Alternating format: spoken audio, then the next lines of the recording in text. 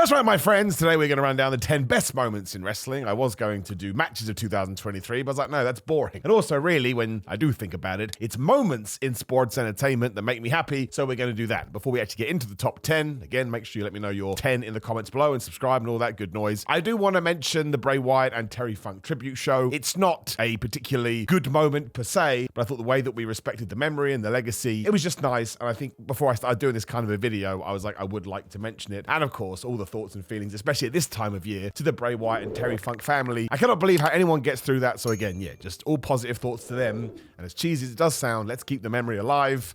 That way, they're never really gone. Right, let's get into it, though. And the first one, I've cheated straight away. But I wanted to get them in there because I think they've been an absolute delight throughout the 12-month period. And as I've written here, it's basically everything Dominic, Mysterio, and Rhea Ripley did. If I had told you 18 months ago that these two were going to get together, you would have laughed at me and punched me right in the face. And that would have been totally fine. I would have got it. I don't think anybody sat down, looked at the WWE roster and thought to themselves, somebody should put Rey Mysterio's kid and that Australian lady together. They're going to have amazing chemistry. But not only did it work, not only did they do all those hilarious videos a year ago with Thanksgiving and Christmas, kind of a shame they didn't do it again this year, with Rey Mysterio, they are in many ways the foundation of the Judgment Day, who of course have been a great group throughout 2023 as well. Like, it has helped Rhea almost establish this, shouldn't say it, but it's true, dominating role. It's just a fact is a fact. And Dominic understands his character so much. And because he's lent so much into it, he has already achieved what many people thought was the impossible. He has stepped out of Rey Mysterio's shadow. Do you know how hard it is to step outside of Rey Mysterio's shadow? He is quite literally the greatest luchador of all time. But he absolutely feels like his own person, his own individual, his own wrestler, for lack of a better term. And I just look forward to seeing what they're going to do. And I do actually think in 2024, WWE will actually break them up. And I think this is going to be devastating. I think it's going to be like, oh, God, believe that we did this. But I also think it's going to be absolutely great. So yeah, an absolute surprise, all things considered. But whoever put that one down on paper, you deserve some kind of award. Moving on as well, this is a nice and simple one. I don't even know how much we have to talk about it, but it's Bad Bunny's entrance at Backlash. But of course it was down in Puerto Rico, so all of this was just so well thought out. But in many ways, if somebody came up to me, because of course I wrestle in my spare time too, and they said to me, Simon, you can go out there, you can get one of the biggest pops you're ever going to hit in your life, just do a 180 round the ring, and then go backstage, a huge part of me be like, that's not the worst thing in the world. Honestly, even if you weren't a fan of Bad Bunny's music, as social media has to let you know, oh, I don't like Bad Bunny's music. Just be nice to the guy, for goodness sake. The reaction, the energy, the goosebumps, and all of this stuff came together, and if you haven't seen it, you should watch it right now. Again, it has nothing to do with your musical taste or what you think of Bad Bunny as an artist, even though he is killing it. It was one of those moments in time where he could retire tomorrow from everything, and I bet he would remember that for the rest of his days. I hope everybody, every single wrestler on the planet gets to experience a moment like that, because it blew my brain. People were so happy to see him, and of course he went in there and Damian Priest, and they absolutely killed it as well. It was just an amazing pay-per-view. This doesn't really fit into a list like this, but as we have got here by proxy, it's one of the amazing things that WWE did throughout 2023. They looked at every single pay-per-view, premium live event, and they made sure that it meant something, which actually, now I think about it, does tie into some of these. We didn't look at it like, well, it's not a WrestleMania, it's not a Royal Rumble. No, we thought, man, let's try and come up with an interesting spin on every single one. That's why, one of the reasons at least, they are on fire going into 2024. And we move on to number 8 as well, and it's another entrance, but this one almost made me have tears in my eyes, because I'm a very old man and a massive geek, Bryan Danielson, when he came out to the final countdown. Now, Tony Khan said he spent 6 figures on this, so at the very minimum, it cost him $100,000, and it's probably a lot more, but I think it was an inspired choice, because of course, Bryan Danielson used to use this back in his Ring of Honor days, and when he came out to this, I don't know whether it was the occasion, I don't know whether it was the reaction, or I don't know whether it just tied into memories I have on the past when I used to watch ROH, but I just thought it was lovely, and I did. I welled up a little bit. I mean, maybe I was just tired, and I hadn't slept very much, but it really hit me in my emotional gland and turned on my happy times, whatever that means, and that is really all there is to say about it. I thought it set the scene perfectly. The great thing about that song is, even if you didn't know this was Danielson's old song way back in the day, everybody knows the final countdown. Europe must make millions and millions of dollars off it, which is why if you want to license it, they turn around and go, yeah, fine, but you better open that damn wallet. But I really did love it, and we never have to do it again, right? I think we had it twice in 2023. The first one was the best one because I wasn't expecting it. But even if we don't ever go back to it, I'm so happy that we did get this, even more so because, of course, in 2024, Bryan Danielson is stepping away from the ring as a full-time wrestler. Got me in my tum-tum. That's why it's here. And we stick with number 7 as well. And I'm not 100% sure if this one should be here, but the more I thought about it and the more I went through this list, I was like, I don't think you can take it out because of what it could mean for the next 12 months. And yeah, Swerve Strickland and Hangman Adam Page essentially rewriting the wrestling rules. Now, I'm not necessarily talking about the point when Hangman drunk Swerve's blood. In fact, I'm happy to never see that in professional wrestling again. But I do like the fact they did it because I enjoy people that push the boundaries. Again, it wasn't to my specific taste, but the fact it got on TMZ, well, you must have done something right. But I think it was the match in general and the moments that came out of that match. I mean, we haven't seen Hangman Adam Page that much ever since, which is a little bit interesting. I hope he does get featured more once again moving into the new year. But it's absolutely set Swerve Strickland up for probably a world title program with MJF. Now, I thought he was ready for this anyway. Told this story 1,000 times. I'll tell it 1,001. He worked a Progress show at some point over the last 18 months. I can't remember. And he worked Cara Noir, who you should also check out if you don't know who that is. I'd only known Swerve at that point for some of his indie stuff, but most of his NXT stuff. And watching how he just sort of adapted to the situation and the environment and the Progress crowd, I suppose, I was like, this dude's got it. This dude has totally get it. And I've been able to have a few other conversations with him since, and the man is going to fly. But sometimes you do need a catalyst in order to get into those tippity top positions, and it was this match. And what we've also done, thanks to it, is we've sold this idea that while he comes across as the nicest guy ever, Page is also a psychopath, because he has done so many of these Texas death matches now with Moxley and now here. There's probably another one that I'm forgetting about, and he does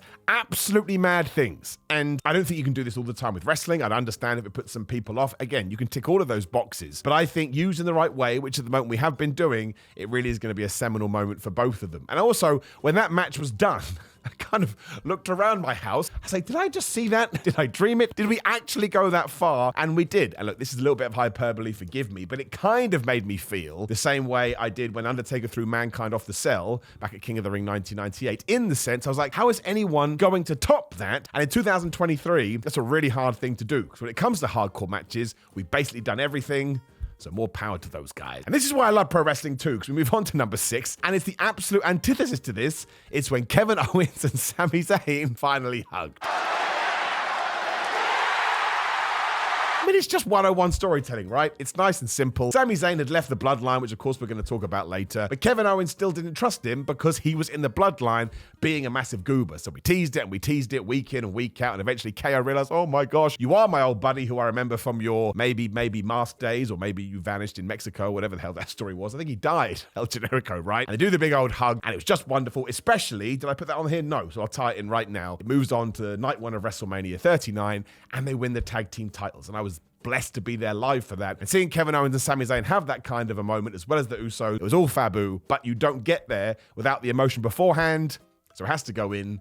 And also, they're 2 of my favorites. Which moves you on to number 5, which was another event I was there for live. It goes to show the live experience does mean a lot. Basically, MJF and Adam Cole just standing in the middle of a ring. That's because I am talking about All In 2023, which was at Wembley Stadium. I am still amazed. I want to debate the number. I don't care. At a very minimum, they put 71,000 people in Wembley, which is absolutely incredible. And when we got to that main event, and I saw Adam Cole on one side of that ring, and I saw MJF on the other side of the ring, I just thought to myself, this is badass. This is cool. This is everything I want from professional wrestling, because I want WWE, and I want AEW, and I want New Japan. Shout out to Tanahashi, and I want Impact and TNA and Ring of Honor. I want everything to do as well as possible. Because again, when you do make a list like that, it just gives you more opportunities to mark out, as the term goes, for situations like this. I mean, once again, similar situation. Back in 2019, if I told you, in 5 years' time, AEW is going to basically sell out Wembley, you would have punched me in the face, and you would have been right to do it. And I also think it kind of tied in too, because Adam Cole has been around for a long old while. He's worked everywhere, and he's totally smashed it, so he deserved the opportunity. And if you are looking for somebody that broke out, for lack of a better term again,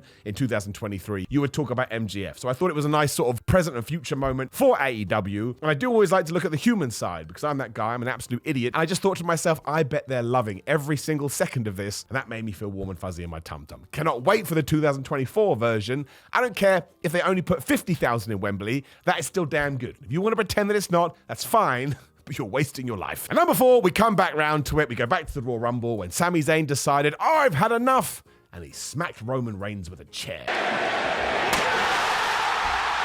Now, even from a fan point of view, this meant loads to me, because finally WWE had decided we don't need to rush these stories anymore, and in fact we can take our time. So Zayn had teased this, and he teased this, and he's teased this. So when eventually Kevin Owens had lost, and Roman turned to him and said, he's your buddy, is he? You think I'm going too far? Well, you can hit him with the final blow. Sami realized, I don't want to be on my deathbed, and realized I threw my morals out the window. He smacks Roman Reigns. The place goes absolutely crazy. I should probably mention it here too, because it's not in the top 10, which is dumb. It leads to the Elimination Chamber match in Canada, when Sami Zayn got one of the best reactions ever. And again, it's all down to the patience that we showed with this feud. But I know this is a moment that I liked because, again, I went full on geek with it. I probably watched it this year at least 10 times. I mean, at least once a month, so probably 12 times. It's just everything about it. The timing, Roman's face, the way he sells it like he's been shot, the crowd reaction, Kevin's reaction, the way the rest of the bloodline look. And it just sent Sami Zayn off into a level that I've always thought he deserved because he's such a damn good baby face. And it was just so well timed. And we pulled the trigger exactly when we should have done. And sometimes you can miss the peak and then you kind of muddy the waters a little bit. But it's absolutely genius. And if you've never seen it, just go and read about the story and then check out this moment. Make you feel great. As for number 3, and yes, I was there live too, Money in the Bank 2023 in London, and the Usos defeated Roman Reigns and Solo Sikoa. Roman Reigns is not unbeatable. Now, you can say whatever you want about the tribal challenge match, wasn't called that, at SummerSlam. But seeing Jey Uso hit that splash, get the 1, 2, 3, embrace with his brother Jimmy, and then look around the O2 Arena with, 20,000 people. Everybody was going crazy. I was like, man, I don't care what anybody says about this. We have done a good job. And as now we can look back over the last 12 months, we turned Jey Uso into an absolute superstar, so you're never going to get any criticisms from me. I mean, there are things you can say about it, but I think they are negligible compared to the positives. And this was just, it was amazing. And it was the first time that Roman had been pinned in ages, and some people were like, oh no, we shouldn't have done it. But look, I think you had to, right? Given that the plan was for Reigns to hold on to the title to at least WrestleMania 40, maybe beyond. I don't think that, but we don't know. This was just one of those little nuggets that we put in there that massively helped Jey Uso, and because of the aura around the head of the table, it didn't hurt him at all. And I'm not saying this in a bad way, but as I have got old, sometimes I just enjoy watching wrestling live and just sitting there and taking it in. With this one, I was on the edge of my chair. I was going nuts. And when he did hit that Uso splash, I was like, yeah, 1, 2, 3, the best thing ever. And it goes to show when the story is so good, you don't need to change a title to do something like that. It doesn't have to be the tippity top superstars. Just get fans to invest. You can have this on you as your main event of any kind of a pay-per-view premium live event, and you're going to get amazing returns. So, massive round of applause. I thought it rocked. Oh, just realized as well, there was an asterisk to that too. John Cena just randomly turning up because once again, I lost my mind.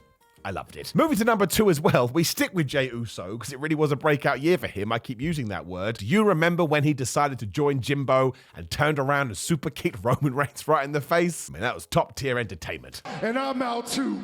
Oh my God! He always had that wonderful line that I'll get wrong now probably because he says something like, if you're out, I'm out too. And then he just swiveled on a stick. Once again, it comes down to the crowd reaction, and it comes down to the fact we were desperate for him to do this. Now, admittedly, everything we've done with Jimmy Uso afterwards, well, I'm kind of torn on it because 50% of me is like, I don't understand why he went back with the bloodline. But the other 50% is this new character of Jimmy Uso is so funny, I actually don't care because, yes, I am part of the problem. But ultimately, all these little things that we did for Jey Uso allowed him to main event SummerSlam, and it allowed him to be a single star on Raw right now. So I just think that whole storyline was absolutely great. And I know by December 2023, people were like, oh, it's too long in the tooth and we've jumped the shark. But again, I'm repeating myself here. It did so much good for so many other people that even if we do miss the mark with it a little bit, I'm not going to moan and I'm not going to get angry. But Jey Uso is now one of my favorite wrestlers. And it's because, well, first of all, he's just cool, right? He's got a cool factor and that always comes out of the TV. But it's also because when you put him in situations like this, he hit a home run. Like maybe you put him in a situation like, it's not really clicking, it's not really working. Not with Jey Uso, man. He's absolutely brilliant, and I think 2024 will be an even better year for him, and he's become my brand new guy to defeat Gunther for that Intercontinental Championship.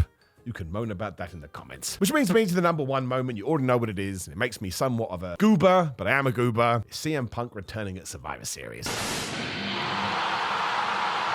And this is me taking all the other stuff, the backstage nonsense, and throwing it over there because I don't want to get into it. I'm sat there, I'm watching the Survivor Series. I'd gone full on moron with it. I was probably like, well, I don't think CM Punk is going to return. The camera pans out in Chicago, the All-State Arena, whatever it's called. You get the WWE Thanks for Watching graphic in the corner. And I was all ready to go and record ups and downs. Make sure you subscribe and check out What Culture 2. When Cult of Personality hit, I wasn't thinking about any brawls or any fights with Jack Perry or, the press conferences. I was just completely wrapped up on it, and the evasion that he got and the evasion that he got in my own house, poor girlfriend was like, what is wrong with you? It's one of the reasons that I do watch professional wrestling, because CM Punk is a super duper mega star. So to be able to experience that live, and the fact that it didn't leak at all, I mean, some people like to pretend, oh, I knew. No, you didn't. You may have assumed he was going to come back, but nobody knew for real. Just thought it was wonderful. I just thought it was excellent. I just thought it was a 10 out of 10 thing. And it's like we talked about earlier. If every single wrestler could experience that, of course it would increase their stock, because even if you don't know what wrestling is, when you see someone receive this kind of a noise, you just assume that they're a massive star. And as of me talking, we've only seen Punk a few times. He's done the promo with Seth Rollins, but he'll be back in 2024. And it could have gone bad. I hope that it doesn't. I really hope this is the run that kind of cements his legacy overall, and we can move on from all that other stuff. But you can't take that away from him. He's an anomaly. Doesn't matter what he does, I suppose. He has this fan base that's going to support him regardless. And clearly I am one of those fans because, again, when it happened, I didn't go, oh, I can't believe it. I threw my hands in the air, but I do want to point out, always remember they are human beings. Everyone who may have been involved with this stuff, they have mental health too, so try and be as nice as you possibly can. But I mean, this is kind of like based on noise levels, and yeah, the CM Punk return would be number one. And also, I watch Survivor Series live, which I don't often do. Well, I do kind of do. I kind of change. Sometimes I stay up, sometimes I get up at crazy times. But I watched Survivor Series live. I just lost my shit, man. It was one of the coolest moments ever. So yes, the top moment of 2023, of all things, was CM Punk returning for the third time.